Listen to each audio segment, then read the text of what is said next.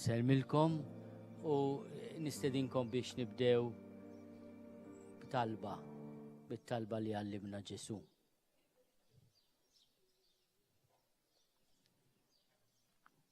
L-isem tal-Missier u tal-Iben u tal-Ispiritu Santu.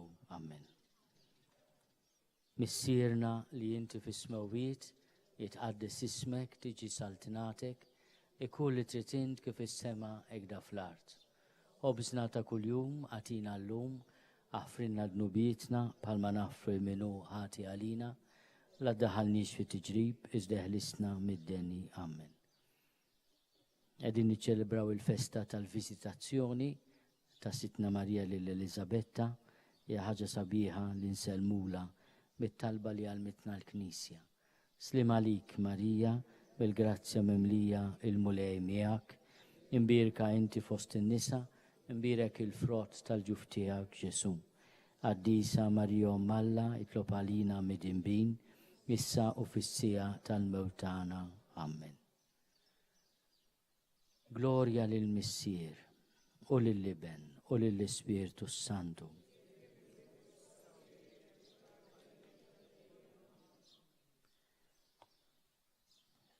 Iltqajna hawnhekk li nirringrazzjakom ħafna tal-preżenza tagħkom. Iltqajna hawnhekk biex noffri bħala l-isqof introduzzjoni qasira tal-Eżortazzjoni Appostolika tal-Papa Franġisku, Gaudete et Exsultate, ifirħu u tennew. Din hija eżortazzjoni apostolika dwar is-Sejħa l-Qdusija fid-dinja tal-lum. Fidejna nawguralkom ukoll li jkollkom fidejkom għandna din l-edizzjoni sabiħa ħafna, frott ix-xogħol ta' ħafna nies li hija ppubblikata minn Ċakk fil-sensiela Reliġjon u Ħajja, u nixtieq minn issa nirringrazzja lil Francesco Pio Attart għax-xogħol li jagħmel fit-traduzzjoni. Ma nixtieq nirringrazzja wkoll lil Joe Farrugia u sħabu tax-xogħol kollu li sar, u Fader Paul ukoll qed narah fil-fatt qegħdin flimkien Joe Farrugia u Paul li jaħtu li għandna dan il-ktieb li jippreżenta ruħu verament tajjeb. Dan huwa dokument sabiħ ħafna, għal grazzja Alla ngħid mhux twil ħafna, anke għaliex ma tantx għandna skuża li twil wis biex ma naqrawx, u nħoss li l-lingwaġġ tiegħu huwa wkoll lingwaġġ aċċessibbli ħafna barra forsi t-tieni kapitlu li hemm bżonn wieħed jagħti iżjed attenzjoni niġu għalih kapitlu wara kapitlu. Jiena tlabt li l-edizzjoni Maltija bħalma kien hemm edizzjonijiet oħrajn l-Italja ikollha wkoll traduzzjoni tad-dokument tal-Kongregazzjoni Aduttina tal-Fidi dwar xi aspetti tas-salvazzjoni fit-tagħlim nisrani, dwar dan ukoll naslu meta nitkellmu fuq it-tieni kapitlu. Il-Papa isemmi din l-eżortazzjoni apostolika, nibdew mit-titlu Gaudete et Exsultate, ifirħu jtennew biex ikompli tradizzjoni li beda v'Evangeli Gaudium. Jekk naraw ftit il-dokumenti li jimmarkaw il-pontifikat tal-Papa Franġisku sissa, Evangeli Gaudium, Laudato Si, Amoris Laetitia u issa Gaudete et Exsultate. Daw l-erba' dokumenti hemm fihom it-tifħir lil Alla. Hemm ukoll il-ferħ u t-tifħir. Evangeli Gaudium, il-ferħ tal-Evanġelju, hemm Laudato Si, infaħru, tkun infaħħar, u mulej, hemm Amoris Laetitia, il-ferħ tal-imħabba, l-għena tal-imħabba, u hemm issa ifirħu tennew Gaudete et Exsultate. Interessanti wieħed ninnota li Ġesu di l-espressjoni għax wara kollox ifirħu tennew hija frażi minn Mattew kap 5 vers 12 jgħidha fil-kuntest tal-persekuzzjoni. Ġesu jgħid lil dawk li huma persegwitati jew umiljati minħabba fismu ifirħu u jtennew. Il-Papa mal-ewwel qegħdin fin-numru 2 tal-Eżortazzjoni Apostolika jagħti ftit il-limiti ta' dak li qed jipprova joffri lill-Knisja f'din l-Eżortazzjoni Apostolika. Hawnhekk jgħid wieħed ma jridx jistenna xi trattat dwar il-Qdusija b'ħafna definizzjonijiet jew distinzjonijiet li jistgħu jgħinu din it-tema importanti, jew b'xi analiżi jew oħra li tista' issir fuq il-mezzi li bihom nistgħu nitqazzu. Lan li tiegħi jgħid il-Papa u li tidwi għal darb'oħra is-Sejħa għall-Qdusija biex infittxu li nlaħmuha fil-kuntest attwali bir-riski, l-isfidi u l-opportunitajiet li dan iġib miegħu. U jagħmel l-ewwel punt essenzjali u fondamentali. Għax il-mulej għażel lil kull wieħed u waħda minna u jikwota littra ta' San Pawlu Apostlu lill-Efesin biex inkunu qaddisa u bla teba qudiemu fl-imħabba. Għażel lil kull wieħed u waħda minna biex inkunu qaddisa u bla teba qudiemu fl-imħabba. Tom tafu li din is-silta mill-Efesin u mbagħad fil-liturġija tal-festa tal-Konċipiment Immakulat ta' Marija fit-8 ta' Diċembru titwassal fil-qofol liturġiku tagħha għaliex il-Madonna hija Immakulata xi mħarsa mid-dnub u aħna meħlusa mid-dnub imma imsejħin għall-istess Qdusija. L-ewwel kapitlu li jitkellem dwar is-Sejħa għall-Qdusija tgħidu li kemm hemm kapitli, hemm 5 kapitli mhumiex kapitli twal, uħud minnhom huma impenjattivi iżjed mill-oħrajn. L-ewwel kapitlu huwa innu għall-Qdusija fil-ħajja ta' kuljum u b'xi mod jagħti l-idejat fondamentali ta' din l-eżortazzjoni apostolika.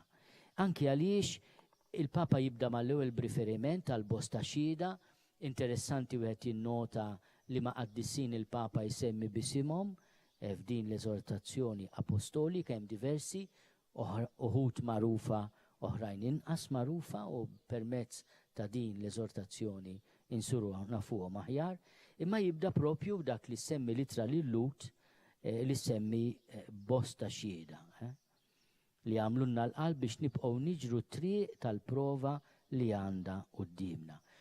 U fost dawn ix-xhieda l-Papa jgħid hekk, u fost dawn jista' jkun hemm l-istess omna, in-nanna tagħna jew raba oħra. U jirreferi wkoll għat-tieni ittra ta' San Pawlu Apostlu Timotju, meta lil Timotju Pawlu jgħidlu ftakar f'ommok, f'nantek. Forsi ħajjithom ma kienx dejjem perfetta, dina lajt motiv tal-eżortazzjoni. Forsi ħajjithom ma kienx dejjem perfetta, imma anke qalb l-imperfezzjonijiet u l-waqat issoktaw mexxin il-qudiem u kienu moġuba f'għajnejn Alla. Nistgħu ngħidu li din l-espressjoni fin-numru 3 tiġbor il-messaġġ fondamentali anke ta' kuraġġ li rid jagħmilna l-Papa f'din is-Sejħa tal-Qdusija. Wara kollox meta nitkellmu fuq is-Sejħa tal-Qdusija niftakru l-għażla li għamel id-dokument tal-Konċilju Vatikan it-Tieni llum li jagħti spinta u jagħti wkoll rilevanza importanti ħafna lil sejħa universali għall-Qdusija. U għahem il-kapitli prinċipali tal-llum is-sejħa universali għall-Qdusija. U l-Papa qed ifakkarna dan it-tagħlim imma fl-istess ħin qed iġib il-Qdusija jniżżilha minn fuq il-pedestal. U dan hija ngħidu aħna messaġġ attwali ħafna anke għall-kultura tagħna. Għax il-kultura tagħna tant tożżi l-qaddisin imma għandha kważi idea irraġunġibbli tal-Qdusija. Qdusija hija ta' dawk li aħna nivveneraw u nammiraw bħala l-martri li mietu għal Kristu, il-patriarki, il-profeti, il-qaddisin kbar, it-tawmaturġi. Il-Papa qed jgħid imma jista' jkun ommok ukoll u nantek. U dawn ma jfissirx li ma kellhomx l-imperfezzjonijiet, anzi jitkellem ukoll fuq il-waqat. Imma issoktaw mexxin u kienu moġuba f'għajnejn Alla. U jerġa' jinsisti minn numru 6 jibda sezzjoni fejn jitkellem dwar il-qaddisin tal-bib ta' maġemna bl-Ingliż the saints next door. The saints next door. Jew i-santi della porta accanto. Il-qaddisin tal-bib ta' maġemna, il-ġirien. Il-qaddisin ġirien, insomma l-ġirien mhux dejjem. Ma okkażjoni ta' qdusija wkoll, okkażjoni ta' qdusija. Inselmu l-ġirien kollha. Ejjew ma naħsbux biss, jgħid il-Papa. F'dawk diġà beatifikati jew ikkanonizzati, aħna m'għandniex maġlin għax biex tibda l-kawża titmut. Jiena l-Ġesu ngħidlu, meta trid imma minix maġġel, ġifieri ejjew ma naħsbux dawk li diġà beatifikati jew ikkanonizzati. L-Ispiritu Santu jxeret il-qdusija ma' kull imkien fil-poplu qaddis u fidil ta' Alla. Għax Alla oġbu jqaddes u jsalva il-bnedmin mhux individwalment mingħajr ebda rabta ma' xulxin, iżda rrid li jagħmel minnhom poplu li jarfu fil-verità u jservih fil-qdusija.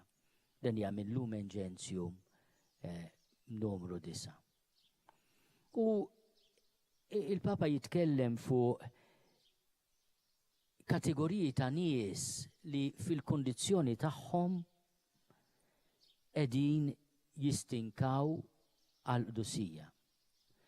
U jgħidlek fin-numru 7 nieħu gost inħares lejn il-qdusija fil-poplu ta' Alla mimli sabar. Fil-ġenituri li jrabbu lil uliedhom b'tant imħabba. Fl-irġiel u fin-nisa li jistinkaw biex jiġibu l-ħobs id-dar. Fil-morda, fir-reliġjużi anzjani li jibqgħu bit-tmissima fuq wiċċhom. F'din il-perseveranza li bija jibqgħu mexxin jum wara l-ieħor, jgħid il-Papa, nilmaħ il-qdusija tal-Knisja militanti. Din ħafna drabi il-qdusija tal-bib ta' maġemna della porta accanto ta' dawk li jgħixu qrib tagħna huma mera tal-preżenza ta' Alla jew biex niqdew b'espressjoni oħra tal-klassi medja tal-qdusija. M'hemmx għalfejn tkun AUB biex tkun qaddis, CUD tajjeb ukoll. U jikkwota espressjoni qawwija ħafna li għamlet li ħafna kuraġġ ta' Santa Teresa Benedetta tas-Salib. Fl-iktar lejl mudlam iqumu l-ikbar profeti u qaddisin.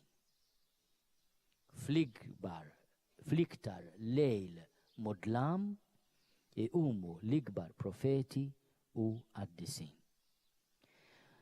Jitkellem ukoll dwar l-ekumenizmu tal-qdusija tal-martirju b'mod speċjali. Jikkwota lil San Ġwan Pawlu it-Tieni li qal ix-xhieda tal-Kristu saċ-ċarċir tad-dem saret wirt komuni ta' Kattoliċi, Ortodossi, Anglikani u Protestanti. Il-qdusija, mod speċjali il-martirju, ma tafx monopolju ta' ħadd. Niftakru biss fl-omelija sabiħa li għamel il-Papa Pawlu VI fil-kanonizzazzjoni tal-martri tal-Uganda, fej jisemmi wkoll il-martri li ġew mill-Anglikaneżimu. U jgħid kif nistgħu ninsew li fost dawn iż-żgħażagħ li mietu martri għas-Safa kien hemm ukoll nies li kienu ġejjin mill-Komunjoni Anglika. Huma martri wkoll għal Kristu. Il-mulej jisejjaħ jinsisti ħafna l-Papa li Dak li rrid infakkar jgħid b'din l-eżortazzjoni u fuq kollox is-Sejħa għall-Qdusija li jagħmel lil kull wieħed u waħda minna. Dik is-sejħa li qed jagħmel lilek ukoll. U għalhekk il-Papa qed iniżżel il-Qdusija minn fuq oli irraġunġibbli u qed jgħid isma' din hija d-destin tiegħek, din hija s-sejħa tiegħek. Kull wieħed fit-triq tiegħu. Mela m'għandniex għax naqtgħu qalbna jgħid il-Papa meta naħsbu fuq mudelli ta' Qdusija li jidhru ma jistgħux jintlaħqu. Hemm xhieda li jiswew biex jistimulawna u jimmotivawna, imma mhux biex infittxu li nikkupjawhom. Għax dan jista' anke jbedna mit-triq waħdanija u speċifika lil mulej żammalina. Darba minnhom kien hemm xi ħadd saċerdot u qal jiena nixtieq nimita lil San George Preka, l Don George. U meta sema Don George mistax bin kemm venvinlu kummenti. Immu stess, flimkien ma' ġewnu Borġ, għex ukoll din id-bexkila tal-ingann fejn il-Qdusija tkun minn għalik biex se tagħżel stati iżjed perfetti, ma tkunx dik irrida tal-għalik, għax hu jsemmi li kemm hu u kemm ġeġe kellhom din it-tentazzjoni, għaddew minn din it-tentazzjoni. Don George taħħim minnhom isir Ġiżwita u ġeġesta isir Kapuċċin. U għal-grazzja talla l-konfessuri tagħhom ma tawhomx permess ikomplu, kienu għaddisin biżejjed li xtolbu parir. U għalkemm ma marrux fi stat iżjed perfett tal-ħajja, wieħed baqa' saċerdot dioċeżan, kulħadd jaf kemm aħna ordinarji aħna, u liħor ma marx Kapuċċin baqa' lajk, imma permezz tagħhom Alla mexxa il-pjan tiegħu, ir-rida tiegħu li titwaqqaf fis-soċjetà mużewmina, s-soċjetà tad-dottrina Nisranija. Għaliex? Għax il-triq tal-Qdusija tagħhom kienet dik, mhux stat iżjed perfett. Dak li jgħod u li kull min jemmen jgħid il-Papa jagħmel disċerniment tat-triq tiegħu u l-oħru joħroġ l-aħjar minnu nnifsu, mill-karatteristiċi personali li qiegħed fih. U mhux li jinħela jfittex xi ħaġa li jsir jixbaħ xi ħaġa li ma ġietx maħsuba għalih. Mela wara kollox ir-rieda u l-erf tal-Qdusija hija li inti tgħix ir-rieda ta' Alla skont u f'liema stat jixtieqek. Aħna lkoll imsejħin inkunu xhieda, imma jeżistu bosta xejriet eżistenzjali ta' xhieda. U ma ninsewx li xhieda hija marturija, il-martirju. Inti il-mara tad-dar mhux martri, jew ir-raġel mhux martri dawk ġament jimmartirizzaw il-xulxin. Huma xhieda bir-rispett kollu ta' ma nitkellmux fuq l-isfijiet u l-presbiterju u l-isfijiet, dawk ukoll martri reċiproki. Insomma, kull fejn hemm komunjoni u komunità. U mbagħad ma ngħidu xejn il-ħajja komuni, San Juan Berkmans, Vita Communis Maxima Penitenzja, hekk hemm miktub fuq il-qabar tiegħu fil-Kjieża di San Ignazio, il-ħajja flimkien hija l-ikbar penitenza, Vita Communis Maxima Penitenzja. Il-Papa jsellem ukoll, u jiena nsellimilkom għax hawn rappreżentanzi ġenji tal-ġenju femminili u jagħmel lista sabiħa ta' qaddisin nisa. Ildegarta da Bingen, Brigida, Katerina ta' Siena, Teresa ta' Avila, Teresa ta' Lisieux. U il-Papa jinsisti, aħna imħeġġin u għandu da kollu il-konsiderazzjoni ta' daw il-qaddisin konkreti, għandu jħeġġeġ u jqawwi qalb kull wieħed waħda minna biex nagħtu lilna nfusna kollna kemm aħna, biex nikbru u dan hawnhekk huwa xi ħaġa li l-Papa jinsisti ħafna drabi fl-Eżortazzjoni. F'dak il-pjan waħdini u repetibbli li Alla ħaseb għalina sa mill-eternità. Ix-xogħol tagħna hija u għalhekk ħafna qaddisin kienu jgħidulu mulej xi trid minni. Għax il-qofol tal-Qdusija dik li inti tagħmel dak il-pjan li Alla fassal għalik. Ħadd mu se jagħmlu jekk ma tagħmlux inti. U dik se tkun il-Qdusija tiegħek, il-glorja tiegħek. Biex insiru qaddisin m'hemm bżonn inkunu isqfijiet, saċerdoti u reliġjużi da biex tikkonslaw. Ħafna drabi tiġina t-tentazzjoni, naħsbu li l-Qdusija irriservata, jisu xi klab tal-elitek, għal dawk li għandhom il-possibilità li jżommu l-bot mit-taħbit ta' kuljum ma nafx min huma daw, biex jiddedikaw ħafna ħin għat-talb. Mhuwiex hekk, mhuwiex hekk. Il-koll aħna msejħin inkunu qaddisin billi ngħixu bimħabba u nofru x-xhieda tagħna fil-ħidmiet ta' kuljum, kull fejn inkunu. Kull fejn inkunu. Inti persuna konsagrata, jgħid il-Papa, tqaddes billi tgħix lotja tiegħek bil-ferħ. Miż-żewweġ jew miż-żewġa, tqaddes billi tħobb u tieħu ħsieb ta' żewġek jew ta' martek kif għamel Kristu mal-Knisja. Taħdem, tqaddes billi twettaq b'onestà u kompetenza il-ħidma tiegħek b'servizz għal ħutek. Inti ġenitur jew nanna jew nannu, tqaddes billi tgħallem bis-saba' bis-sabar li tfal kif ximxu wara Ġesu. Qiegħed fl-awtorità, tqaddes billi titqabad b'risq il-ġid komuni u tagħti darek lill-interessi personali. Darek jiġifieri darek mhux id-dar tiegħek, darek. U allura il-Papa jgħid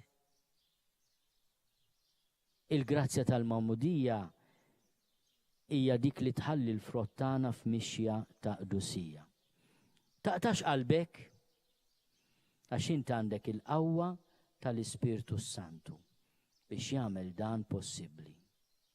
U l-Qdusija fl-aħħar mill-aħħar mhux bravura tiegħi u tiegħek ta' frott tal-Ispirtu Santu fil-ħajja tiegħek. Meta tħoss it-tentazzjoni li tingħalaq fid-djufija tiegħek ikollok vizzju iħabtek u dana se jħabtek ħajtek kollha. Erfa' ħarstek lejn il-kurċifiss u għejdlu, mulej, jiena msejken, imma inti tista' twettaq il-miraklu li tagħmilni ftit aħjar. Ftit aħjar. Ħani għadilkom xaħġa li jattimlini bil-ferħ kull-jum pratikament. Tiftakru konna organizzajna encounter ta' għalja zazax. U mort jiena għamil serata maħħom ħad pieċir ħafna li ringrazzja li min organizza l-ben u sħabu. U fej konna hemm siġra partikolari għallu li Malta għaw 3 biss minna jisima is-siġra tal-Pappagall, mhux għax parrot tree. Jew nkella bil-Latin butea monosperma, ħalli għadina l-isem taħħa bil-Latin. Imma l-Indjani jgħidu la palax, imma anke dik aħjar ninsewa. U dina tagħmel fjuri sbieħ oranġo u il-mod kif huma daw il-fjuri sbieħ ħafna. Oranġo imma hekk qawwi ħafna. Isom propju il-bekko tal-Pappagall, għal parrot tree u flame of the forest. U kien hemm ftit żerrija fl-art. U ben għalli għaxitlu dik hemm isabiħa dis-siġra, għalli hawnhekk hawn ftit żerrija. Qedlu ħan iġbor ftit żerrija milli kien hemm. U jiena ħadthom id-dar, ħadd 7. Qed ħanoħu 7 sagramenti. U tajtom il-mama, tila daw issa meta jkolli ċans fid-day off nizraħħom dik ma għaddu toħx tistenna d-day off għax she's a good green finger u qabdet u ħawlitom. Zeratom, mux ħawlitom, zeratom. Insomma, minn 7 nara li 3 nibtu. U għet insegwijom kull jum iżidu werqa ġdida. U ngħid imma jien fil-ħajja spirituali qed nagħmel bħal dawn it-tlet. Issa dina jiena ikkalkulajt mort nara fuq l-internet biex nara meta se jkolli l-ewwel fjura x'aktarx ma nkunx hawn volja minix maġġel, juri meta ġifieri tagħmel l-ewwel fjura mhux se nkun hawn, imma almenu rajta timbet. Rajta timbet. U nawgura li jkomplu jikbru imma x'aktarx mhux se narhom jiffjorixxu biex isiru siġar u jagħmlu l-ewwel fjuri tagħhom, l-ewwel fjoritura, ma jimpurtax. Il-ħajja nisranija b'xi mod il-ħajja tal-Qdusija wkoll hekk, anke meta naħdmu fl-alqa tal-mulej, Pawlu għandu raġun min jiżra jew min iħawwel, min isaqqi, u Alla jkabbar, imma bil-mod u l-Qdusija wkoll. Min għalija kien San Ġwan 23 fil-ġurnal tiegħu jgħid il-pjanta tikber kuljum, jien qiegħed nikber fil-Qdusija ftit kuljum. Għalhekk oġbitni ħafna din it-talba li jgħid il-Papa Franġisku twetta il-miraklu li tagħmilni xi ftit aħjar, ftit, werqa. Fil-Knisja qaddisa magħmula mill-midinbin se ssib dak kollu li teħtieġ biex tikber lejn il-Qdusija. Din il-Qdusija li għall-mulej qed isejjaħlek tkompli tikber b'ġesti żgħar. Hawnhekk għandna b'xi mod tema għażiża ħafna l-Papa Franġisku li hu għalkemm għandu ideali kbar għall-Knisja u għall-ħajja nisranija, għandu fiduċja kbira fil-ġesti żgħar. Fil-ġesti umli, mhux biss ta' umiltà, imma fil-ġesti żgħar. Ngħidu aħna mara tmur il-ħanut tagħmel ix-xirja tagħha. Tiltaqa' ma' ġara tagħha u jibdew ipaċċbċu u jibdew jikkritikaw. Imma din il-mara tajt bejna u bejn ruħha, le, mhux se ngħid xejn ħażin fuq ħadd. Dan hu pass lejn il-Qdusija. Imbagħad id-dar bina jitloba toqgħod tisimgħu ikellima fuq il-fantażiji tiegħu imqarjek tħossha jiena tpoġġi bil-qiegħda ħdejh tisimgħu b'sabar u mħabba. Araw offerta oħra li tqaddis. Imbagħad jiġi mument ta' dieqa imma tiftakar fl-imħabba tal-Verġni Marija taqbad il-kuruna tar-Rużarju u tibda titlob bil-fidi. Dini triq oħra ta' Qdusija.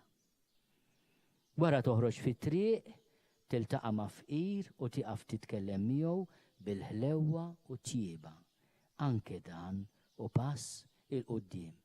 Il-Papa ma jiddisprezzax u qasanna niddisprezzaw għamana il-ġesti żgħar. Il-ġesti żgħar ta' Qdusija. Kulħadd fl-istat tiegħu, kulħadd matulek ja ġurnata għandu dawn l-opportunitajiet li jagħmel ġesti żgħar li l-Papa jgħidilhom ġesti ta' Qdusija. Xi kultant il-ħajja ma tippreżentanna sfidi kbar li permezz tagħhom il-mulej jistedinna għal konverżjonijiet ġodda. Jistedinna għal mod iżjed perfett. U hawnhekk ifakkar il-figura sabiħa ħafna tal-Kardinal Francis Xavier Nguyen f'Antoine li l-kawża tiegħu miexja lejn il-beatifikazzjoni u l-kanonizzazzjoni. Meta kien il-ħabs, irrifjuta li qattaħinu jistenna liberazzjoni, l-għażla tiegħu kienet ngħix il-mument ta' issa u nimlih bl-imħabba. Mhux se jiġri għada, jew meta se noħroġ minn hawn. Ngħix il-mument ta' issa u nimlih bl-imħabba. Hekk bil-qawwa tal-grazzja divina b'tan ġesti li nkunu nsawru dik il-figura ta' Qdusija li Alla ried għalina. Imma mhux bħala esseri li nistgħu nagħmlu kollox weħedna, imma bħala amministraturi tajbin tal-grazzja ta' Alla li ta' ħafna xorti. Kull qaddis jew qaddisa il-Papa jgħid hu missjoni u pjan tal-missier biex jirrifletti u jilaħħam f'mument determinat tal-istorja xi aspett tal-Evanġelju. Ħajtek u l-Qdusija tiegħek hija li inti tgħix u tinkarna tlaħħam f'mument determinat tal-istorja aspett tal-Evanġelju. Dik il-Qdusija tiegħek. Fil-verità, il-Qdusija tfisser li ngħixu faqda ma' Ġesu il-misteri ta' ħajtu. B'xi mod kulħadd għandu xi misteru tal-ħajja ta' Ġesu u kultant dawn ikun hemm diversi staġuni fil-ħajja tagħna u ngħixuhom. Jiena meta l-Papa batni l-ewwel darba iċ-Ċile, issa reġa' batni. Issa il-marrara ħallejta, issa kas nibbukja diġà l-appendix nista' nagħmel issa. Speraw li le. Imma ma kontx naf li jiena l-missjoni tiegħi se nagħmel parti minnha l-isptar. Bdejt bluġieħ u għamilt jumejn nisma' xhieda buġieħ kbir. Imma mbagħad meta wieħed mix-xhieda qedlu ħanistrieħ, qedlu issa jkompli naqra Don Jordi, u għalli minti x'għandek, qedlu għandi daluġi hawnhekk. U dan kien konsulent propju fil-materja. U minħabba fih ġifieri jiena mbagħad ħlist mill-luġieħ għax jiena kont qed noffri ditbatija biex nisimgħu. Imma u kienu mbagħad propju il-mulej kif iħallsek immedjatament u inti tagħti ħajtek u ssib ukoll ir-ritorn immedjat. Imma hekk meta nħares li jissaqaf ngħid il-verità ma għadda malaj il-ħin fl-isptar barra il-moment meta kont taħt il-loppju dak ma nafx jiġri. Imma tant irċivejt messaġġi ta' solidarjetà li għamilt jumejn sħaħ nirrispondi. Għax qed jiena se noqgħod nagħmel. Nirrispondi u il-ħin għadda ħafna malajr. Mbagħad sir ħbieb ma' l-servjenti kollha li kien hemm insomma u l-ħin għadda malajr, imma qed tara naqra jien din il-missjoni li għabatni l-mulej hawnhekk iċ-Ċile. Ovvjament kif tafu l-marrara tiegħi sara famuża mad-dinja kollha. Iżjed minni ngħid. Il-pjan tal-missier u Kristu u aħna fih. Il-pjan tal-missier u Kristu u aħna fih. Hekk kull qaddis huwa messaġġ li l-Ispiritu Santu jislet mill-għana ta' Ġesu Kristu u jagħti lill-poplu tiegħu. U dan il-qaddis, din il-qaddisa huwa int. Huwa int. Kull qaddis huwa messaġġ li l-Ispiritu Santu jislet mill-għana ta' Ġesu Kristu u jagħti lill-poplu tiegħu. Ara x'rigal għamilna, il-mulej għamil minna rigal fl-ispirtu qaddis tiegħu. Fil-misteru qaddis tal-Magħmudija. Għamilna rigal li permezz tiegħu aħna messaġġ li l-Ispirtu Santu jislet mill-għana ta' Ġesu Kristu u jagħti lill-poplu tiegħu. Il-Papa jitkellem ukoll fuq il-ħidma li tqaddes. Li għalkemm inti missjoni f'kuntest l-istess missjoni tiegħek ma tistax tifrida mill-bini tas-saltna.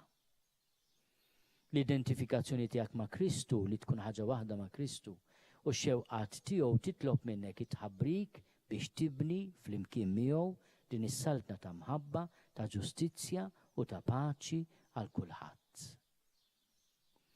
U allura tifhmu wkoll li it-talba tal-missierna li biha bdejna hija wkoll programm ta' qdusija. Jitqaddes ismek, tiġi saltnatek, ikun li trid int. Imma jitqaddes ismek, jiena nqaddes ismek, tiġi saltnatek, jiena naħdem biex tiġi saltnatek. Ikun li trid int, jiena nagħmel ir-rida tiegħek ukoll. L-impenn tal-aħna, missierna, huwa wkoll l-impenn ta' kull wieħed u waħda minna f'kuntest ta' komunità. Il-Papa ikompli u jikkonkludi dan l-ewwel kapitlu billi jafżana bil-distrazzjonijiet li jista' jkun hemm fil-mixja lejn il-Qdusija. Dan l-ewwel kapitlu huwa sintesi eċċellenzi tal-leitmotifs importanti ħafna fl-Eżortazzjoni. Anke għaliex lejn l-aħħar ta' dan il-kapitlu jitkellem dwar l-ispiritualità tal-missjoni, kull missjoni għandha l-ispiritualità tagħha, imma ukoll jgħidilna li għandna bżonn ikonna spazju fejn aħna ninfetħu fid-dialogu sinċir ma' Alla. U allura jridu nevitaw id-distrazzjonijiet x'inhuma.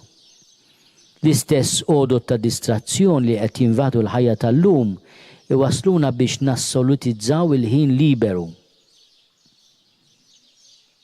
Fejn nistgħu nużaw bla limitu daw il-ħwejjeġ li offrunna divertiment u pjaċir li jgħaddi malajr. Ma bħala konsegwenza l-istess missjoni tagħna li tbati. Hemm bżonn noqogħdu attenti minn dawk l-elementi kollha li jdajfuna fil-missjoni tagħna. Neħtieġu spiritu ta' qdisija li jimla kemm is-solitudni u kemm is-servizz, sew l-intimità u sew l-impenn fl-evanġelizzazzjoni.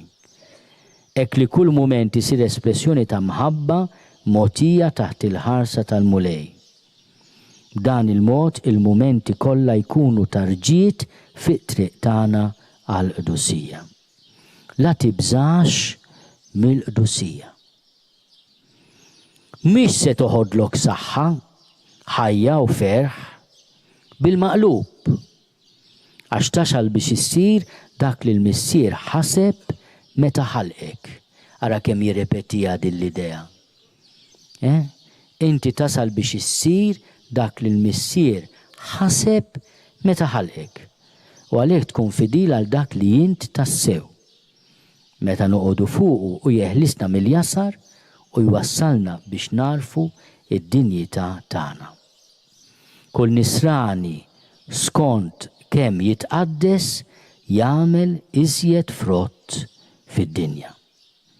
Tibżgħux timmiraw fil-għoli li tħallu lil Alla jħobbkom u jeħliskom. Tibżgħux tħallu li l-Ispirtu Santu jmexxikom.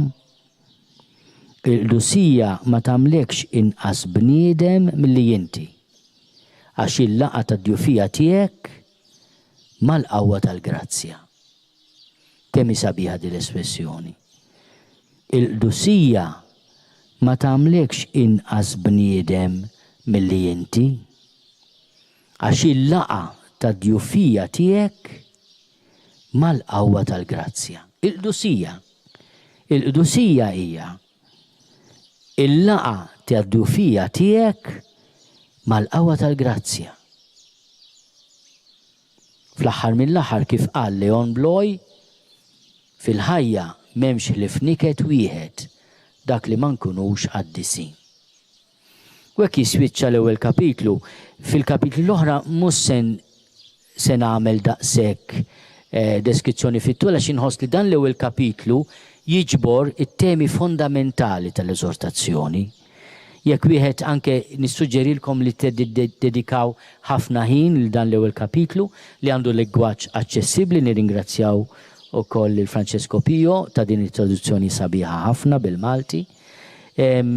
U wieħed jista' jagħmel katekezi billi jibbaża ħafna fuq l-ewwel kapitlu.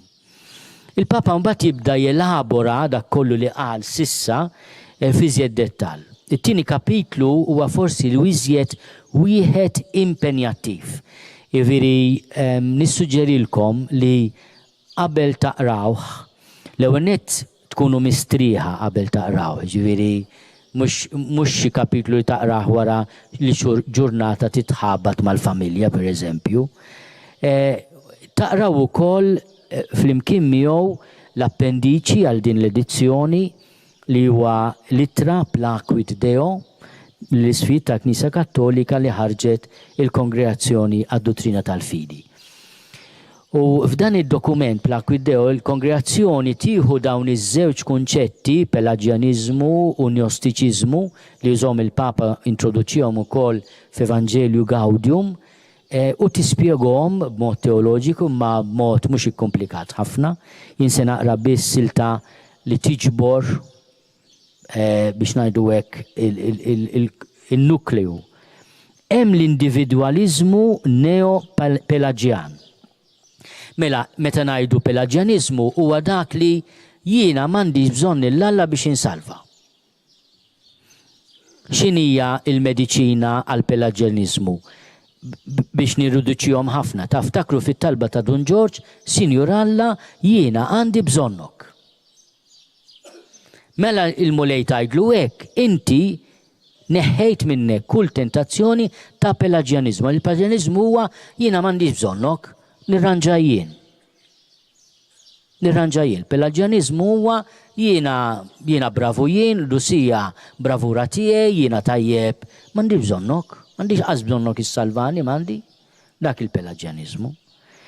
B'mod riduttiv, Ma biex niftakru b'mod riduttiv mhux ħażin. In-neonjostiġiżmu huwa l-ispirtu biss l-Qdusija xejn il-ġisem xejn, ġisem kollu dnub, id-disprezz ta' kull realtà maħluqa u r-realtà umana. Kemm l-individwaliżmu neopelagian u kemm id-disprezz neonjostiku tal-ġisem jawweġ l-istarrija tal-fidi fi Kristu, fed-Dej waħdini universali. Kif jista' Kristu jkun medjatur tal-patt għall-familja kollha tal-bnedmin jekk il-bniedem u individwu iżolat li jirrealizza lilu nnifsu bil-qawwa tiegħu waħdu, Pelagianizmu. Kif iridu jipproponu n-neo-Pelagianizmu? U kif tista' taslinna s-salvazzjoni permezz tal-inkarnazzjoni ta' Ġesu, ta' ħajtu u l-mewt u l-qawmin tiegħu bil-ġisem veru tiegħu, jekk dak li jiswaw biss kif se neħilsu l-interjorità tal-bniedem mill-limitazzjonijiet tal-ġisem u tal-materja skont il-viżjoni neognostika. Il-Papa jgħid, dawn huma edewwa sottili tal-Qdusija. Li jiena nitgħallem pereżempju li l-Qdusija hija biex nikkwota elitarjanizmu narċisista u awtoritarju fejn flok nevanġelizzaw, noqogħdu, nanalizzaw u nikklassifikaw lill-oħrajn daw tajbin, daw ħżiena, u flok nagħmlu l-grazzja iktar mill-ħuqa naħlu saħħitna nikkontrollawha. Il-Papa juża l-espressjoni nagħmluha ta' dwana. Kien żmien, tiftakru żmien meta konna nibżgħu ngħaddu minn ta' dwana. Fiż-żewġ każi la Ġesu Kristu u lanqas l-oħrajn ma jinteressawna tassew. U il-Papa jipprova jispjega għaliex qed jgħid li dan huwa periklu kbir. Għaliex ir-raġuni tal-bniedem issir il-kriterju imma ir-raġuni mingħajr umiltà, moħħ mingħajr Alla u mingħajr ġisem, jgħid il-Papa. L-użu san umli tar-raġuni biex nirriflettu fuq it-talim teoloġiku u morali fl-Evanġelju huwa ħaġa. U ħaġa oħra nippretendu li nistgħu nirriduċu t-talim ta' Ġesu għal loġika kiesħa wiebsa li trid taħkem fuq kollox. Mela in-Gnostiċiżmu għandu wkoll din it-tendenza li jrid jikkontrolla kollox. Mhuwiex liberu li ħalli lil Alla jmexxi anke b'mod misterjuż. Il-Pelaġjaniżmu tal-lum skont il-Papa huwa jaħdem iżjed milli fuq l-intellett fuq ir-rieda. Li ir-rieda mingħajr umiltà jiena bil-volontà tiegħi se nasal. Dan il-volontarizmu li mhux soġġett għall-azzjoni tal-grazzja ta' Alla. Imma il-Papa jinsisti ħafna li aħna rridu noqogħdu attenti minn dawn il-nases ġodda. Jalla l-mulej jeħles lil knisja mix-xejriet ġodda ta' Gnostiċiżmu u ta' Pelaġjaniżmu li jkumplikawha u jxekkluha fil-mixja tagħha lejn l-Qdusija. Dawn id-devjazzjonijiet jesprimu ruħhom f'diversi għamliet skont il-karattru u n-natura jew in-natural ta' kull persuna. Għalhekk nitlob lil kull persuna biex tistaqsi li nfisha u tagħmel disċerniment quddiem Alla fuq kif jista' jkun li qed jidhru daw it-tentazzjonijiet jien m'għandix bżonnok, jew inkella jiena ruħ imma m'għandix naqsam la maħuti la niddisprezza dak kollu li huwa ħolqien ta' madwari. It-tielet kapitlu huwa il-kapitlu straordinarju fejn bħala gwida l-Qdusija il-Papa jażel il-Beatitudnijiet u it-tielet kapitlu jsemmih għad-dawl tal-imgħallem. Il-Papa juża il-kelma Beatitudnijiet, il-kelma għena jew barka, propju biex ifakkarna li sinonimu ta' qaddis. Il-kelma ħini u mbirek issir sinonimu ta' qaddis. Għax tesprimi kif il-persuna fidila lejn Alla u li tgħix il-kelma tiegħu tilħaq flotja tagħha nfisha il-veru ferħ. U jispjega li l-liġi jew inkella r-regola l-indikazzjonijiet tal-Beatitudnijiet huma kontra il-kurrent. U jispjega wkoll li l-Qdusija għalkemm tkun xi ħaġa mhux il-bogħod imma se tpoġġina kontra il-kurrent. Jivri hemm prezz x'inħallsu għall-għażla tagħna imma għandna l-għajnuna u ma tonqos. U l-Papa jagħmel meditazzjoni sabiħa ħafna ma anke sempliċi fl-istess ħin għal kull beatitudni, ħenin fil-foqra fl-ispirtu għax tagħhom hija s-saltna ta' smewwiet. L-Evanġelju jistedinna narfu l-verità tal-qalb tagħna biex naraw fejn qegħdin inqiegħdu ċ-ċertezzi ta' ħajjitna. U min hu l-fqir fl-ispirtu? Dan il-faqar fl-ispirtu marbut ħafna ma' dik l-indifferenza qaddisa li kien jipproponi Sant'Ignazju ta' Loyola. Luqa ma jitkellimx fuq il-faqar fl-ispirtu imma li nkunu foqra jgħid il-Papa u daqshekk. U jekk jistedinna wkoll għal ħajja awstera u mneżza. Li nkunu foqra fil-qalb tagħna din il-Qdusija. Għal kull beatitudni il-Papa għandu din il-konklużjoni. Mela il-beatitudnijiet tal-Papa huma it-triq għall-Qdusija. Ħelin ta' qalbhom ħelwa għax huma jkollhom bwirthom l-art. Hawnhekk jagħmel analiżi sabiħa, riflessjoni sabiħa fuq il-ħlewwa li hija wkoll il-virtù tal-fqar u l-umli. Il-Bibja tintuża ta' spiss l-istess kelma anawim b'riferenza għal foqra u għall-umli. Li nwieġbu biħlewwa umli jgħid din il-Qdusija. Ħenin li mnikta għax huma ikunu infarġa. Il-persuna li kapaċi tara l-affarijiet kif huma tassew, li tħalli tbatija tinfida u tibki fil-qalb tagħha, għandha l-ħila tmiss il-profondità tal-ħajja u tkun tassew ħienja.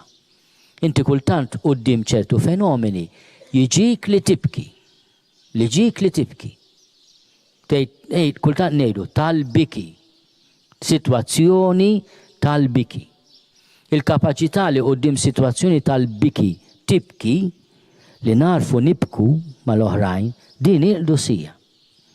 Ħenjin dawk li huma bil-ġuħulaġġ tal-ġustizzja għax huma jkunu mxebbajn u l-Papa fuq din jagħmel riflessjoni interessantissima. Jgħid Ġesu il-ġuħulaġġ ħanaqra dak li jgħidu. Il-ġuħulaġġ huma esperjenzi qawwija ħafna. Għax iwieġbu għal ħtiġijiet primarji huma marbuta mal-istint li hemm fil-bniedem li jsib mod kif jibqa' jgħix.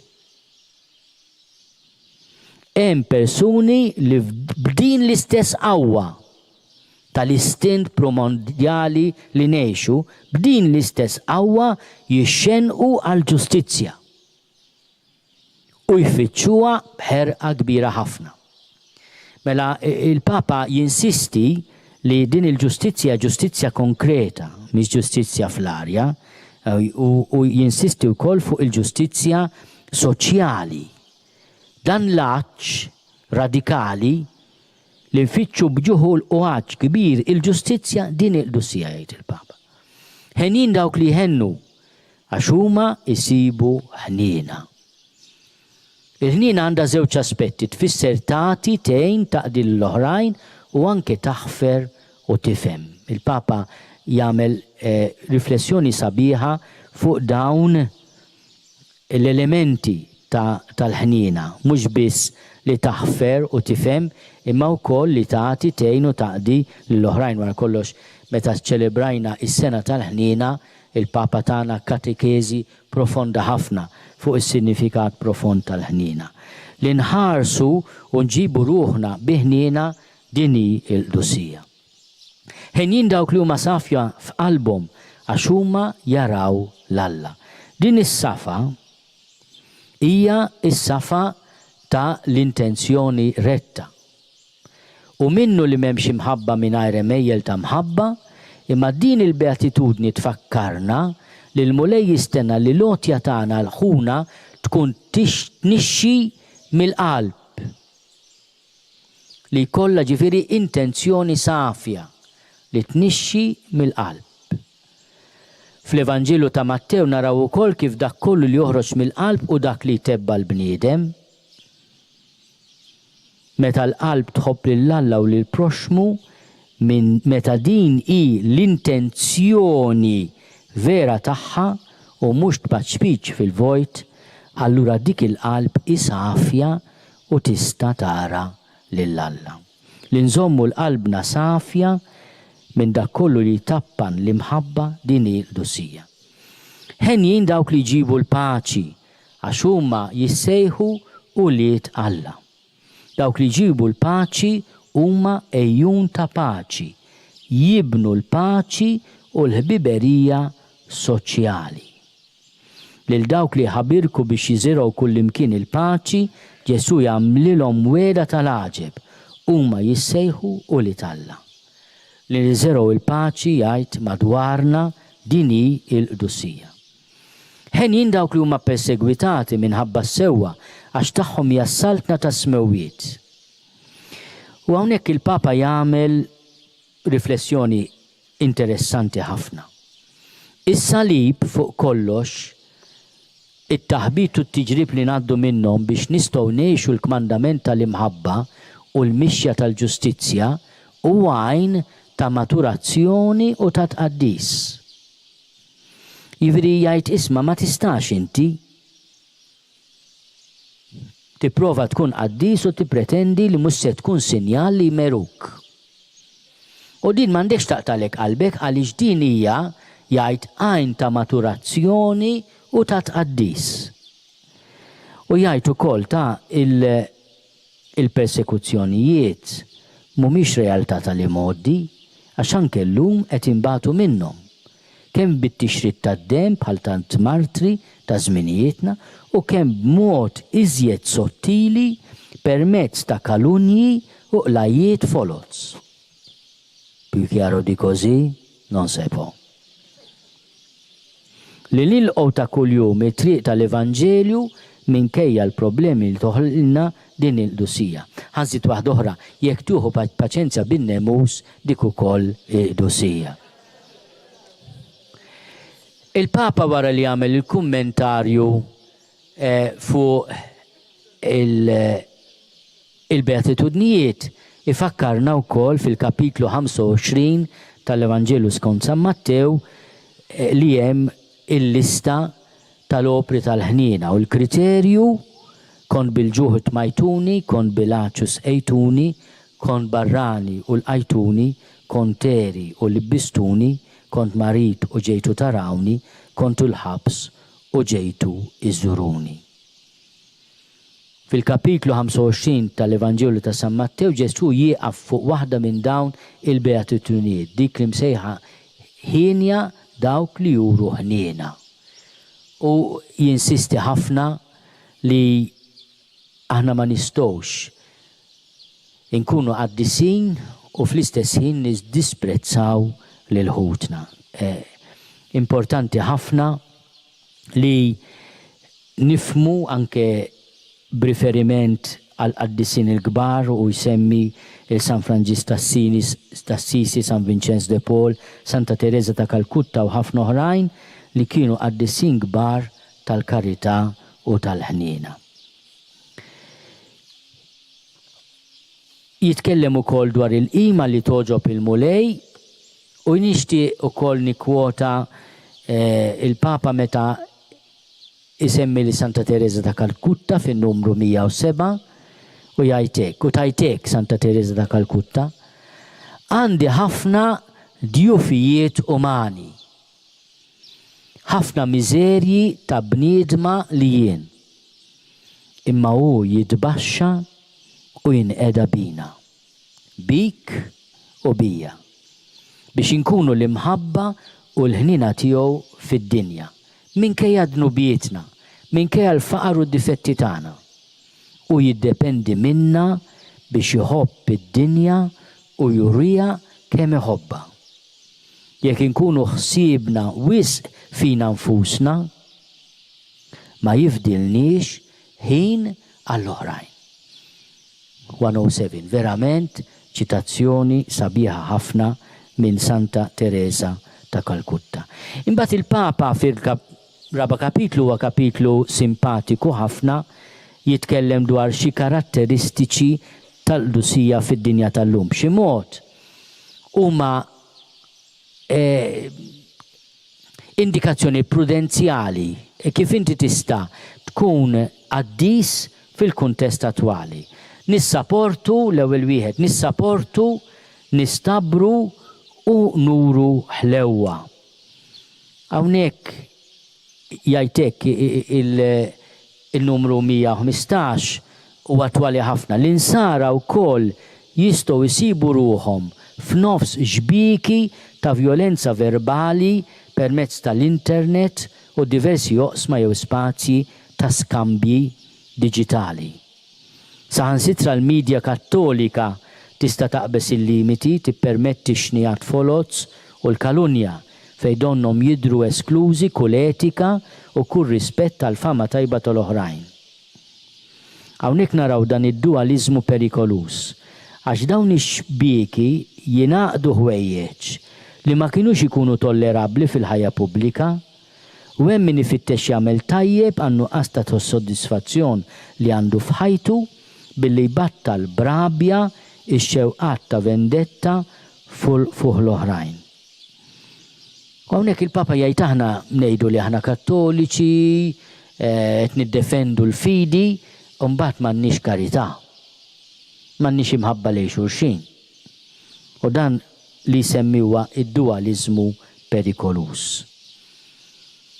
L-umiltà toġobni ħafna din fil-numru 118, l-umiltà tista' tniżżel eruqa fil-qalb biss permezz tal-umiljazzjonijiet. Mela meta tiġik xi umiljazzjoni, tiżloq fin-niexef, għajdlu mulej, għamel li nkunu umli. Nippruvaw minn sitwazzjonijiet ibsin li umiljawna nikbru fil-Qdusija. Aspett ieħor, il-ferħ u s-sens tal-umorizmu. Il-Papa ma jħobbx qaddisin b'wiċċ ta' rusa. From sour-faced saints, deliver us, O Lord. Dik it-talba. From sour-faced saints, deliver us, O Lord. U jikwota lil San Tomas More. Permettuli għal-kem edha fil-footnotes, il-Papa Franġisku għandu ħaġa. Ħafna teżori tal-gidbit tiegħu issibhom fil-footnotes. Biex jgħallimna ma niddisprezzaw l-ebda ħaġa żgħira. Tagħmel ħafna kuraġġ din ukoll jien. U l-Papa jgħidlek fil-footnote 101, nirrikmandalkom tgħidu t-talba attribwita lil San Tomas More. Ħanaqra, issibuha hemmhekk tradotta minn Franġisku Pio. Mulej, għatini diġestjoni tajba u anke xi ħaġa x'niddiġerixxi. Għatini ġisem b'saħħtu u l-aptit tajjeb biex immantnieh. Għatini mulej ruħ sempliċi li taraf tos dak kollu li hu tajjeb u ma tibżax malajr quddiem id-dera tal-ħażin, imma pjuttost issib dejjem mod kif terġa' tpoġġi kollox lura f'postu.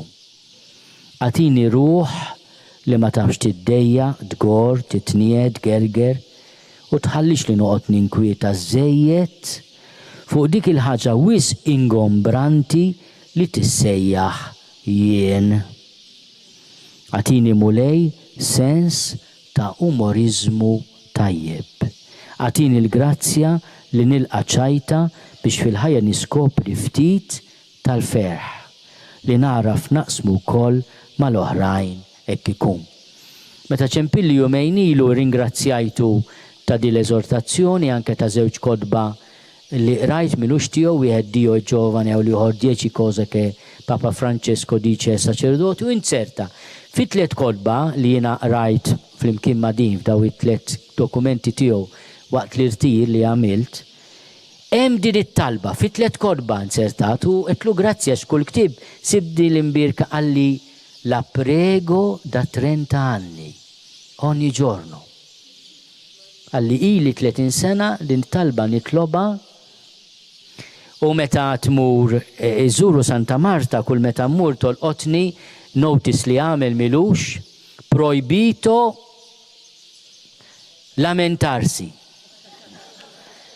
Projbit li tgerger, tgergit projbit. Projbito lamentarsi. Projbito lamentarsi.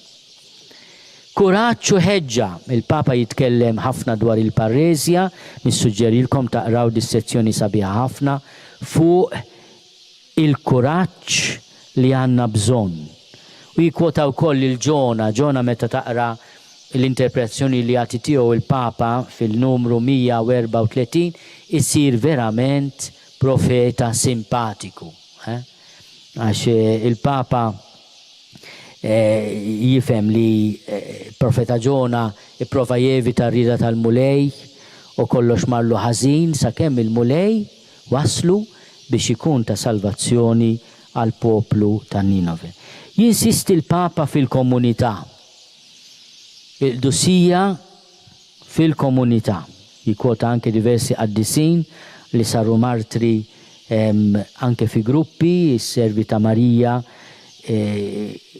il-Beati Reliġjużi tal-ewwel monasteru tal-Visitazzjoni ta' Madrid, San Paul Mikiu sabu martri, Sant'Andrea ta' Igonu sabu martri fil-Korea u diversi oħrajn li aħna nqimuhom bħala gruppi ta' marti ta' qaddisin. Niftakru jgħid ħaġa sabiħa din kif Ġesu kien jistieden lid-dixxipli tiegħu joqogħdu attenti għad-dettalji. Id-dettall ċkejken li kien qed jispiċċa l-imbit ta' festa. id-dettall ċkejken li naqset naġa, id-dettall ċkejken tal-armla li offriet iż-żewġ muniti tagħha, id-dettall ċkejken taż-żejt maħżun fil-kus għall-imsiebaħ jekk l-arus jiddawwar ma jasal. Id-dettall ċkejken li jitlob li d-dixxipli jaraw kemm kellhom ħobs, id-dettall ċkejken tal-faħam jaqbad u l-ħut fuqu huwa jistenna id-dixxipli mas-seb. Iftakru f'dak li hemm fl-ewwel kapitlu u għalhekk qed ngħidilkom il-kapitli l-oħra jiżviluppaw elementi li diġà hemm meta jgħid il-ġesti ċkejknin, il-ġesti żgħar. U inti u taqra mbagħad il-kumplament tal-Eżortazzjoni tibda tiftakar l-elementi li hemm fl-ewwel kapitlu u toxa tara kif il-Papa jiżviluppahom u jelaborhom. Fil-konklużjoni tal-ewwel kapitlu jitkellem fuq li nagħmlu spazju għat-talb u hawnhekk jitkellem dwar nitolbu il-ħin kollu. Li il-Papa jridna fid-dawl anke tal-ispiritualità injazzjana kontemplattivi fl-azzjoni, li aħna inkunu dejjem fil-preżenza tal-mulej. It-talb u espressjoni tal-qalb li tafda falla, li taf li waħedha ma tistax tasal. Jerġa' jirrepeti il-kritika tal-neopelaġjanizmu, waħedha ma tistax tasal. Il-qalb li tħobb u tapprezza.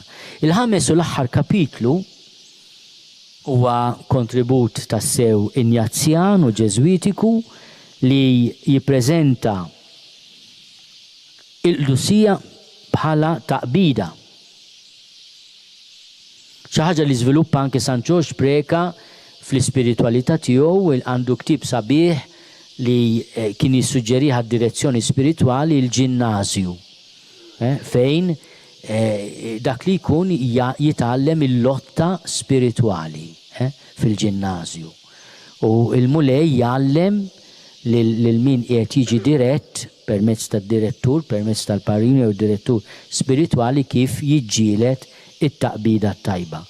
Il-Papa jgħid fin-numru 158 il-ħajja nisranija hija taqbida kontinwa.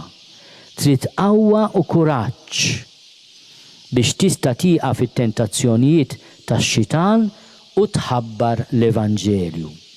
Din it-taqbida hi sabiħa ħafna. Għaliex grazzi għaliha nistgħu nagħmlu festa kull darba li l-mulej jirbaħ fil-ħajja tagħna. Dan il-number 158 huwa kważi sintesi ta' dan il-kapitlu. Il-kapitlu jitkellem dwar il-viġilanza, it-taqbida u s-sara. U allura aħna nieqfu għat-tnassis tax-xitan. Il-Papa jinsisti li x-xitan mhijiex astrazzjoni teoloġika ma' persuna, huwa anġlu li qed jipprova minħabba s-supervja tiegħu ifixkel l-opra tas-saltna tal-mulej. Il-Papa jitkellem ukoll dwar il-korruzzjoni spiritwali. Il-mixja tal-Qdusija hija ta' paċi u ta' ferħ l-Ispirtu jagħtina imma fl-istess ħin waqt titlob li nżommu l-imsiebaħ mixowla. Il-korruzzjoni spiritwali hija għar mill-waqa tal-midneb għax dan huwa għama komdu autosuffiċjenti fejn fl-aħħar kollox donnu jidher leċitu. Il-kalunja, l-egoizmu u tant xejrit sottili ta' autoreferenzjalità. Għax Satana stess jitbiddel f'anġlu tad-dawl. Il-Papa qed jgħidilna noqogħdu attenti mill-inganni tax-xitan. Talba sabiħa ta' San Ġorġ Preka, Sinjur Alla, eħlisni mill-inganni. Sinjur Alla, eħlisni mill-inganni. Papa jitkellem fuq id-discerniment li huwa li ngħixu dejjem fil-preżenza ta' Alla nfittxu rida tiegħu, tiġi saltnatek, ikolli trid int, u dejjem għad-dawl tal-mulej. U dan id-don sopranaturali huwa d-don li permezz tiegħu il-mulej ukoll ikellem lill-kuxjenza tagħna, lir-ruħ tagħna. Fil-fatt, il-Papa wkoll jinsisti li fid-discerniment aħna ma nistgħux nevitaw ir-regola tas-salib. Mela l-Papa mhuwiex qiegħed f'dan l-aħħar kapitlu b'mod realistiku ħafna l-Papa mhuwiex jgħid li l-Qdusija m'għandha l-ebda prezz. Mhux qed ibih cheap grace biex nużaw espressjoni ta' Bonhoeffer. Qed jgħidilna li hemm bżonn ukoll ninżlu permezz ta' discerniment fil-loġika tas-salib. Imma ukoll għandna l-għajnuna ta' li għal-om fost il-qaddisin. Nixtieq li tkun Marija jgħid fil-konklużjoni li tinkuruna dawn ir-riflessjonijiet. Għaxi aktar minn ħaddieħor għexet il-beatitudnijiet ta' Ġesu.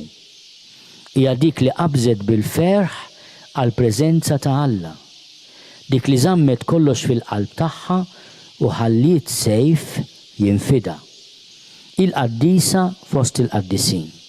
L-iktar imbirka u ħienja. Dik li turina triq tal-Qdusija u timxija magħna. Ima aċċettax li meta naqgħu nibqgħu mal-art. U hi xi drabi ġorna f'diraja mingħajr ma qatt tiġġudikana. Li nitkellmu magħha ifarraġna, jeħlisna u jqaddisna. L-om m'għandix bżonn ta' ħafna diskors. M'hemm bżonn li noqogħdu nisfurzaw ħafna biex nispjegawla dak li qed inħossu.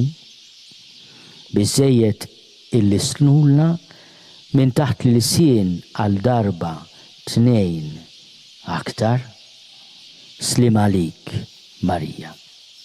L-isem tal-Missier u tal-Iben u tal-Ispiritu Santu. Amen.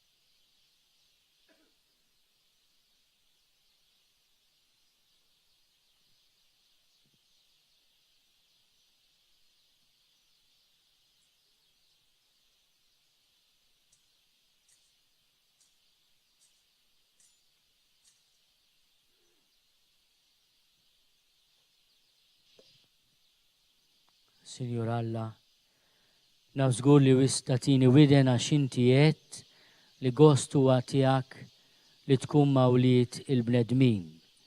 Għalhekk noqgħod nitħaddet miegħek għalkemm naf li inti taf kollox. Sinjur Alla, jiena hawn fik sieket nixtieq li nisemek tkellimni għax kelma tiegħek hija lija paċi, komfort u dawl.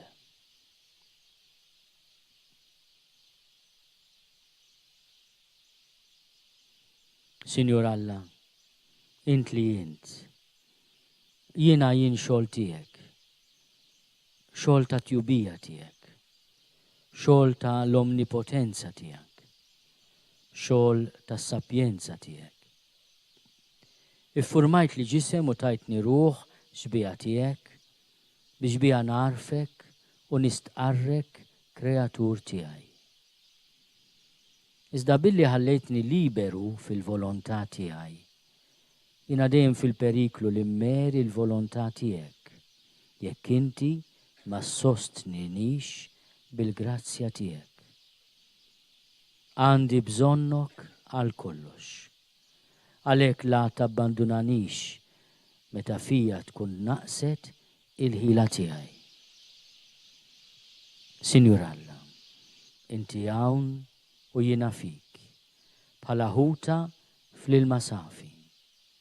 Fik ngħix, fik niċċaqlaq, fik nistrieħ, u mill-ħarsa tiegħek b'ebda mod ma nista' ninħeba. Sinjur Alla, inti l-kreatur u jiena l-kreatura tiegħek, u x'unur għar-ruħ tiegħi li jiena opra ta' jdejk, unur għalija u iżjed għalik li tintaraf omnipotenti, sapjenti u tajjeb fil-kreaturi tiegħek. Sinjur Alla, inti moħbi, iżda jikxfuk l-opri ta' jdejk. Ir-raġuni tagħna bid-dawl biss tagħha ma tistax ma ssejjaħlekx Alla tal-Providenza. Sinjur Alla, inti Sinjur kbir, ħadd bħalek, u jiena nitaxxa u nitpaxxa bik fil-ġabra tal-ispirtu tiegħi. Sinjur Alla, il-moħħ tiegħi jitrijat għal ħsieb tal-eternità tiegħek, bla bidu u bla tmiem, minn dejjem waħdek, bla ebda bżonn ta' ħadd u ta' xejn. Sinjur Alla, għatina l-grazzja nilmħu f'kull proxmu iġbija tiegħek.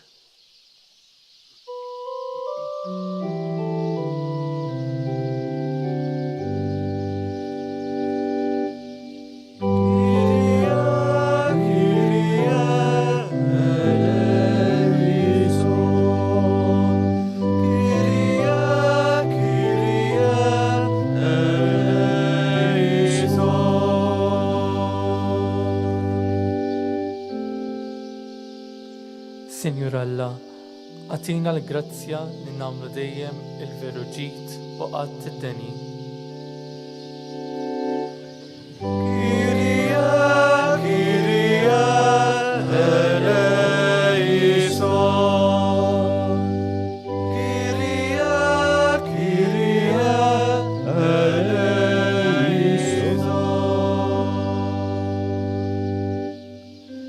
Sinjur Alla, għatina l-grazzja li ma naġixxu qatt bil-kuxjenza dubjuża.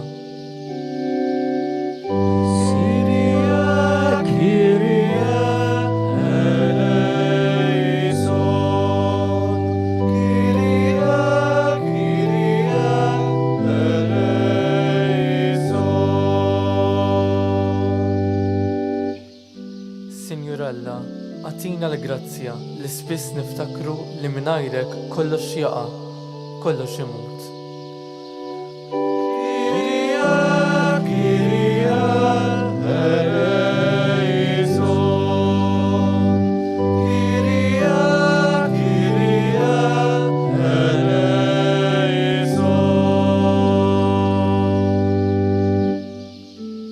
Sinjur Alla, għatina l-grazzja li ma nabbużaw qatt mill-ħniena u mid-doni tiegħek.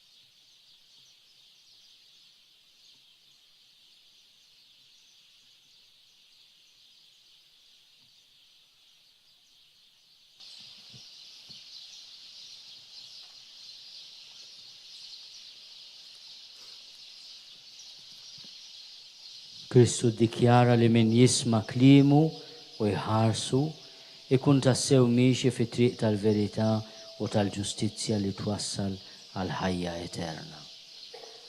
Jekk immela tassew irridu li fina nnislu s-sentimenti ta' Kristu u nilbsu l-Kristu, il-bniedem il-ġdid, nisimgħu il-kliem tiegħu tal-ħajja u nqeduh fil-qlub tagħna biex nosservawh u nipprattikawh waqt l-eżerċizzju tagħna fis-servizz ta' Alla u fit-twettiq ta' dmirijietna. X'qal Kristu Ġesu? Kristu qal, mhux min jgħid Sinjur, Sinjur jidħol fis-saltna tas-smewwiet, iżda min jagħmel il-volontà tal-Missier li hu fis-smewwiet. X'tirrifletti inti hawn? Li mingħajr obbedjenza għal dak li jrid Alla ma tkunx tgħix il-ħajja ta' Kristu u għalhekk ma jkollokx semm miegħu fis-saltna t'Alla. X'qal Kristu Ġesu? Kristu qal, jekk ma tagħmlux indiema l-koll xorta waħda tintilfu. X'tirrifletti inti hawn? Li l-ispirtu tal-indiema huwa assolutament neċessarju għal maħfra ta' dnubietna. X'qal Kristu Ġesu? Kristu qal, min irid jiġi warajja jiġħad lilu nnifsu, jerfa' salibu kuljum u jimxi warajja. X'tirrifletti inti hawn? Li żgur li m'hemmx spiritu ta' Kristu f'min irid jagħmel dak li jrid hu u dak li jogħġob lilu. X'qal Kristu Ġesu? Kristu qal, fejn hemm it-teżor tiegħek hemm ukoll hija qalbek. X'tirrifletti inti hawn? Li l-ħsieb tal-bniedem jisrieħ fuq dak li jkun iħobb. Min iħobb l-Alla ifittex f'kollox l-Alla u min iħobb id-dinja ifittex lilu nnifsu fis-sodisfazzjon tad-dinja. X'qal Kristu Ġesu? Kristu qal, għaliex tara t-tibna f'għajnħuk u ma tarax it-trafu li hemm f'għajnek? X'tirrifletti inti hawn? Li għandna nfittxu l-Qdusija tagħna nfusna biex inkunu nistgħu wkoll inqazzu lill-oħrajn.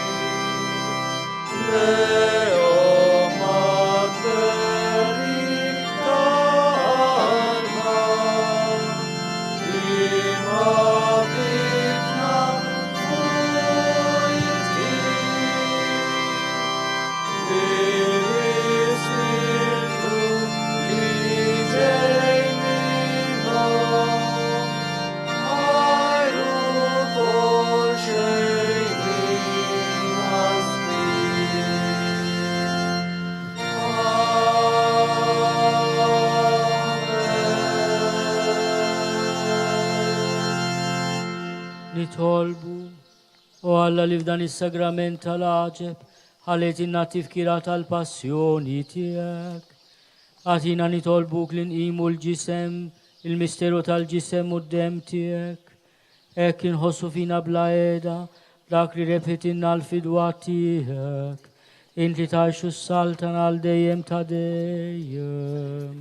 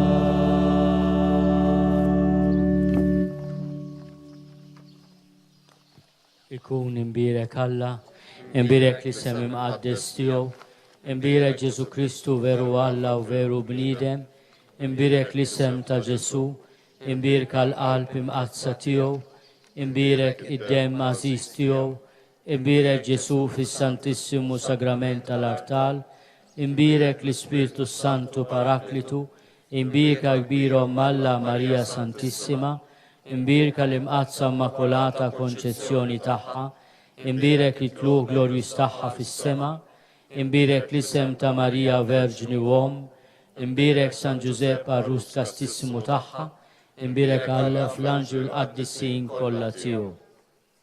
Ġesu mħallef ġust, glorja lilek mulej. Ġesu erf tal-aktar oli, glorja lilek mulej. Ġesu sinjal tal-ġnus, glorja lilek mulej. Ġesu sultan li qiegħed il-paċi, glorja lilek mulej. Ġesu awtur tal-ħajja, glorja lilek mulej. Ġesu daw li ma jiġix nieqes, glorja lilek mulej. Ġesu iben waħdini ta' Alla, glorja lilek mulej. Ġesu iben waħdini ta' Marija, glorja lilek mulej. Ġesu qawwa tagħna, glorja lilek mulej. Ġesu tron tal-grazzja, glorja lilek mulej. Ġesu li għenni l-midinbin, glorja lilek mulej. Sinjur Alla, din il-ħajja ta' dejjem li aħna l-bnedmin narfu lilek Alla wieħed waħdek veru u lil Ġesu Kristu li inti bat. Iftħinna s-sens nitolbuk biex bil-grazzja tiegħek narfu fl-art lilek u lil Ġesu Kristu nnifsu u hekk ikonna l-ħajja ta' dejjem. Amen.